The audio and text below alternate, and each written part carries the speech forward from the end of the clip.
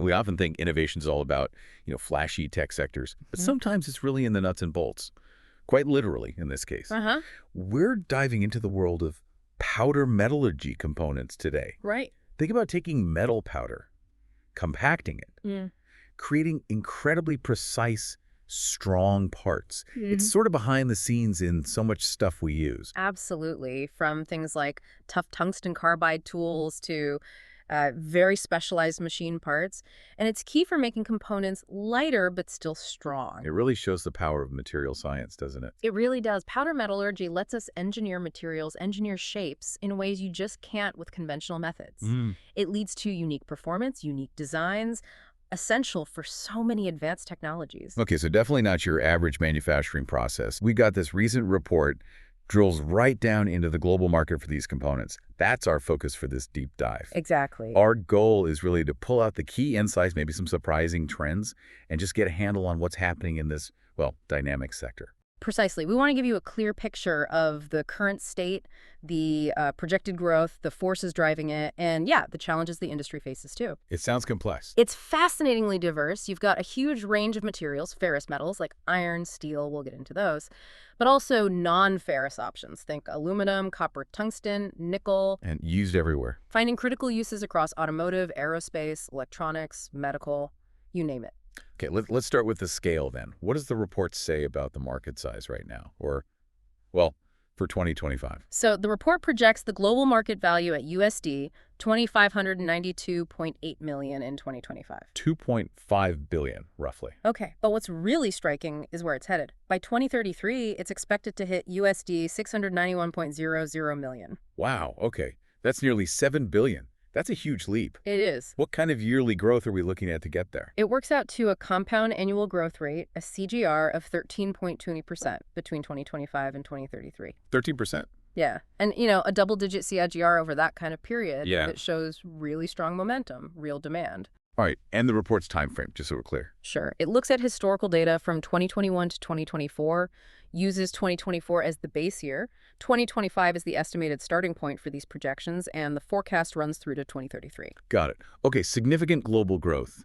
Where is this activity actually happening geographically? Let's look at the regions. Well, right now, North America holds the biggest piece of the pie, over 40% of global revenue. 40%, okay. For 2025, their market size is estimated around USD $959 million, and they're projected to grow at a pretty solid 11.6% CAGR.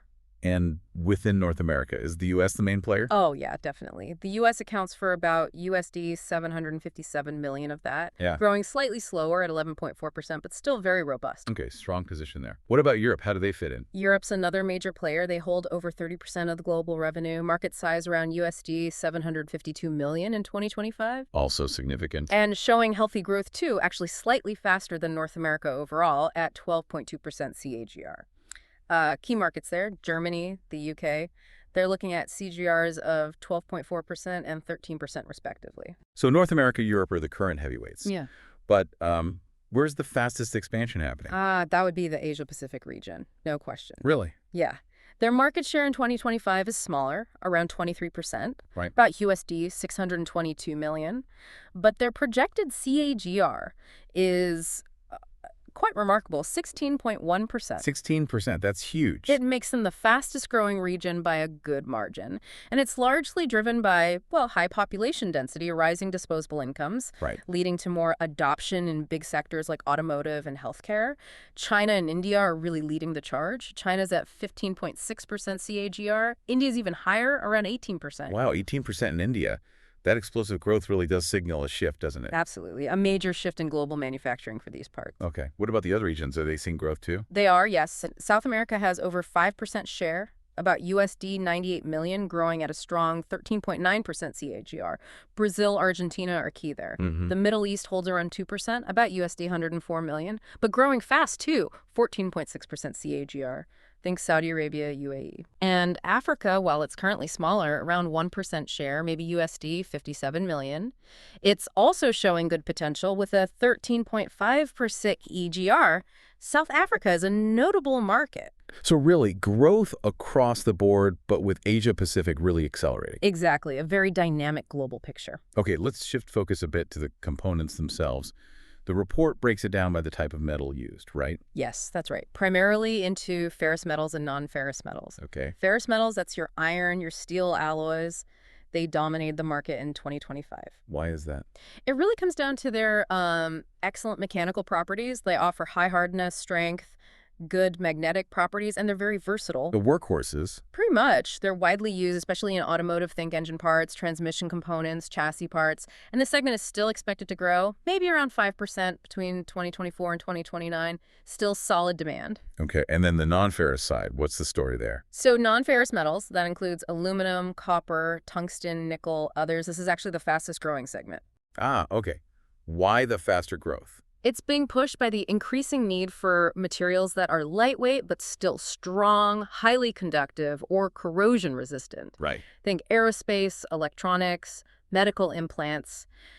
These sectors need those specific properties. And powder metallurgy is great because you can precisely control the composition, the microstructure of these alloys. Tailoring the properties for the job. Exactly, which is crucial for these advanced applications. Interesting how the material choice ties so closely to where it's used.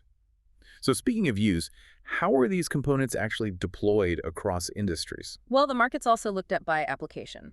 Key sectors are automotive, aerospace, medical, industrial power tools, and electrical and electronics. And who's the biggest user currently? In 2025, the automotive sector held the largest share, by far. Makes sense. Lots of complex metal parts in cars. Precisely. Powder metallurgy is just really valuable for making complex shapes cost-effectively and with high precision.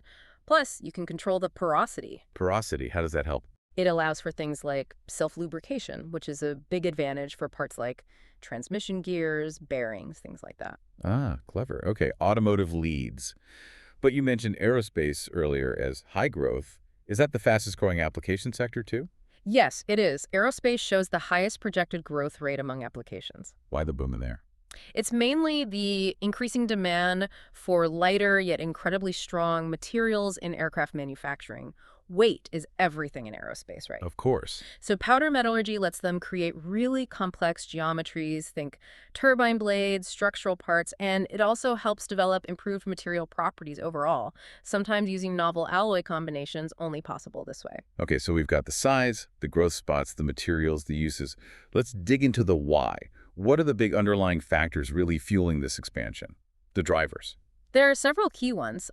Probably the most significant right now is the surge in demand for electric vehicles, EVs. Right. How do they use these parts? They rely heavily on powder metallurgy components, particularly soft magnetic materials. These go into the electric motors. Okay. These parts, made via powder metallurgy, are vital for motor efficiency and performance, and they often replace the need for traditional laminated stacks. Interesting. And the EV market is booming. Massively. Consider this. Over 10 million EVs sold globally in 2022. The projection for 2023 was a 35% increase, up to 14 million units. Wow. That huge ramp up in EV production just creates enormous demand for these specific powder metallurgy parts. That's a massive driver. Yeah. What else is pushing the market forward? Another crucial one is the aerospace industry's own growth and demands. Which we just touched on. Exactly. In 2022, the aerospace sector generated, $741 billion in revenue. That was up 3% from 2021. Okay. And that growth translates directly into more need for these lightweight, complex, high-performance powder metallurgy parts. The process offers great material utilization, better precision. You can make intricate designs, even create novel materials tailored just for aerospace needs. Gotcha. Any other key drivers mentioned? Yes, the report also notes increasing use in various electrical and electromagnetic applications as another contributing factor to the overall growth. Okay, so strong tailwinds from some major global shifts. But are there any headwinds? Anything holding back growth or making it challenging? Yes, there is a notable restraint, and that's the high initial cost. The investment needed to set up powder metallurgy manufacturing facilities. The barrier to entry. Exactly. This isn't something you can just dip your toe into easily. It requires significant capital for sophisticated machinery, advanced tech, specialized personnel. Right. So that high entry cost can be a real hurdle, especially for smaller companies, SMEs, the cost of specialized equipment, rigorous quality control. It all adds up substantially. Makes sense. It sounds like complex, capital-intensive stuff. Okay. Looking forward now, what are some key trends shaping the future of this market? We're seeing some really exciting technical advancements. A big trend is innovation in the powders themselves, like bonded mix solutions. Bonded mix, what's that? Well, for example, Höganäs introduced something called StarMix Nova back in October 2024. These are advanced powder blends designed to improve how efficiently the powder compacts. Okay, and the benefit? It allows manufacturers to make larger, more complex parts, get better density, and reduce material waste. Plus, they can lead to more sustainable sintering processes. That's the heating step that solidifies the powder. So improving the process and the product and sustainability too. Good combo. What's another major trend? Strategic partnerships. Collaborations are definitely becoming more common. Companies teaming up. Yeah. Forming alliances to broaden their tech capabilities, offer more complete solutions. A good example mentioned is from October 2023. Gringe's Powder Metallurgy in France partnering with Delva Oy in Finland. And what are they focusing on? Their collaboration is about developing high-performance aluminum alloys, specifically for really demanding uses in aerospace and high-precision automation, leveraging their combined expertise, you see. Interesting. These alliances driving specialized innovation. Now, the report also brings up a broader economic factor, tariffs. How are they playing into this? Right. The report mentions the Liberation Day tariffs from 2025. They've definitely added a layer of uncertainty to global trade. How so? Well, the tariffs vary. Some allies face lower rates, but countries like Vietnam and China are seeing significantly higher ones. The electronics sector in particular has been hit hard because of the ongoing U.S.-China trade tensions. Yeah, that's been ongoing. Tariffs on certain Chinese goods, semiconductors, consumer electronics have gone up dramatically, sometimes as high as 145%. And of course, China has retaliated with its own duties, restrictions on critical minerals. So serious trade friction. What are the direct impacts on this market, powder metallurgy components? Well, you're seeing disruptions in established supply chains. Costs are going up for raw materials, for components. Companies are having to rethink where they source things from. They might even need to redesign products to avoid certain tariff-hit components. For instance, those tariffs mention 25% on semiconductors, 20% on lithium-ion batteries, 10-15% on consumer electronics. They have a real impact. Especially for some manufacturers. Definitely. The report notes that electronics firms, often working on thin margins, are seeing input costs jump by maybe 18-25%. Ouch. So this whole volatile trade situation just highlights how crucial market research is now. Identifying new suppliers, tracking costs, optimizing designs, it's become essential. Sounds like navigating global trade is now a core business strategy here. Okay. Shifting gears slightly, who are the main companies competing in this space? It's described as a highly competitive market. You've got a mix of big global players and more specialized regional companies. Any names stand out? The report lists quite a few. GKN Höganäs, Sumitomo Electric, American Axle and Manufacturing, Miba AG, Hitachi Chemical, Fine Center. Also SHW AG, Stackpole International, Arcam, Carpenter Technology, Schunk Group, Paride HC Stark, SMC Powder Metallurgy, Metaldyne Performance, quite a list. A lot of players. And are they actively innovating, expanding? Oh, absolutely. The report points to things like Aerosteel launching a new high-performance tap product, Blue Tap Max, back in July 2023, and Sumitomo Electric setting up a new sales firm in India in February 2023. So yes, constant activity, innovation, strategic moves. All right. We've covered a huge amount of ground in this deep dive. Before we wrap up, let's just quickly revisit the author's main conclusions from the report. What were the big takeaways? The author really emphasizes that significant projected CKGR 13.20% between 2025 and 2033. That's a key finding. Right, the strong growth. Also reiterates the dominance of the ferrous metal segment in 2025, mainly due to its properties and wide use. Got it. And finally, highlights again that the automotive sector held the largest market share in 2025, just because powder metal parts are so widely used in vehicles. Okay, so bringing it all together, we're looking at a powder metallurgy components market that's really set for substantial growth, driven largely by EVs, by aerospace demands. There are challenges, sure, those initial costs, the global trade complexities we talked about, but the trends around innovation, those strategic partnerships, they suggest a really promising dynamic future for what is actually a vital industrial sector. Precisely. It's one of those markets that flies a bit under the radar for most people, but it's absolutely foundational. Foundational for so many cutting-edge technologies and established industries, too. And that actually leads perfectly into our final thought for you, the listener.